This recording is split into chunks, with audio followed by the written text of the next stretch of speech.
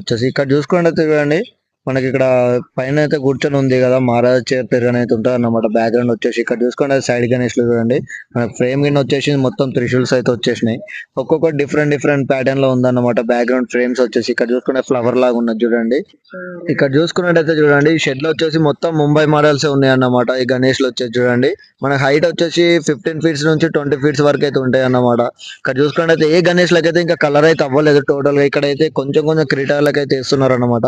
ఈ కట్టెలు కూడా కట్టింది కలర్ వేయడానికి కోసం మాత్రమే.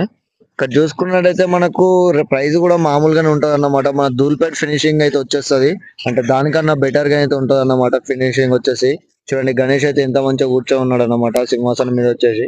ఇక్కడ చూడండి ఒక్కొక్కటి ఒక్కొక్క మోడల్ అయితే కూర్చొని, అంటే డిఫరెంట్ గా అయితే కూర్చొని ఉంది కదా. ఇక్కడ చూసుకున్నట్టయితే చూడండి, మనకి చేతిలో ఇట్లా లింగం పైన వాటర్ వస్తున్నట్టయితే ఉన్నది అన్నమాట. ఇక్కడ లింగం అయితే వస్తుంది. ఇక్కడ మీకు సలకాలు కనబడుతున్నాయి, ఇది వచ్చేసి చూడండి.